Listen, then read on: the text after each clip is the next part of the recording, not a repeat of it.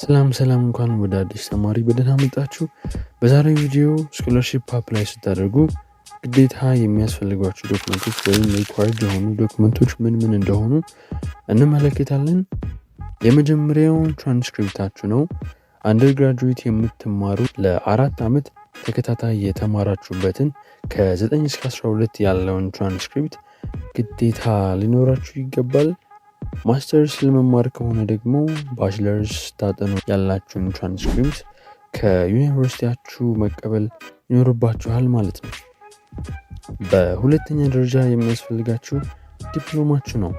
ዲፕሎማ ለአንደርግራጁዌት ተማሪዎች እንደገና 12 ጨረሳችሁበትን የ12ኛ ሰርቲፊኬታችሁን ማለት ነው። ለማስተርስ ተማሪዎች ደግሞ ዲፕሎማ የተመረቃችሁበትን ማቅረብ አለባችሁ ማለት ነው። በሶስተኛ ደረጃ ሊኖራችሁ ከሚገቡ ዶክመንቶች መካከል አንደኛው የእንግሊሽ ፕሮፊሸንሲ ነው። የእንግሊሽ ፕሮፊሸንሲ የእንግሊሽ ላንጉጅ ላይ ያላችሁን አቅም የሚያሳይ ሰርቲፊኬት ነው። የተለያዩ አይነት የፕሮፊሸንሲ ዶክመንቶች አሉ። ከነዚህም ውስጥ ከሚታወቁት ወይም ኮመን ከሆኑት ውስጥ ዶሊንጎ፣ IELTS፣ ቶፍል እነዚህ እንግዲህ የሚጠቀሱት ናቸው። እነዚህን ዶክመንቶችን ማቅረብ ካልቻላችሁ ደግሞ ላንጉጅ ኦፍ ኢንስትራክሽን ከትምህርት ሚኒስቴር ማጻፍ የምትችሉ ከሆነ ማጻፍ ትችላላችሁ ማለት ነው። በእነዚህ መንገድ የእንግሊሽ ፕሮፊሸንሲ ሌቭላችሁ አትሊስት B2 መሆን ይኖርበታል። አራተኛው ኤሊጂቢሊቲ ሌተር ነው። ኤሊጂቢሊቲ ሌተር ማለት እናንተ አፕላይ ላደረጋችሁበት ኮሌጅ ወይም ዩኒቨርሲቲ ኤሊጂብል መሆን እንደምትችሉ የሚያስረዳ ሌተር ነው። ይህን ሌተር ከሳይንስና ከፍተኛ ትምህርት ሚኒስቴር ማጻፍ ወይም መቀበል ትችላላችሁ።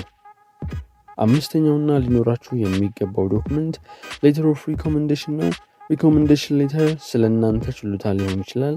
ምን አይነት ሰብጀክት ላይ ጎበዝ እንደሆናችሁ ከሚያውቃችሁ መምህር ሊሆን ይችላል። ስለ ትምህርት ቤትና ሌሎች ችሎታችሁን የሚናገር ሌተር ማጻፍ ማለት ነው። ስድስተኛው ሊኖራችሁ ከሚገባው ዶክመንቶች ውስጥ መካከል አንደኛው ኢሴይ ነው። ኢሴይ ማለት ስለ ኢንትረስታችሁ፣ ፓሽናችሁ ወይም ስለምትወዱት ነገር ወይም ስለ ራሳችሁ ሊሆን ይችላል። እናንተን ይገልጻል በምትሉት መንገድ ስለ ራሳችሁ የምትጽፉት ነው። ሌላኛው አውተንቲኬሽን ነው። አውተንቲኬሽን ዶክመንታችሁን ኦፊሻል ሪኮግኒሽን ማሰጫ ማህተም ማስመታት ነው።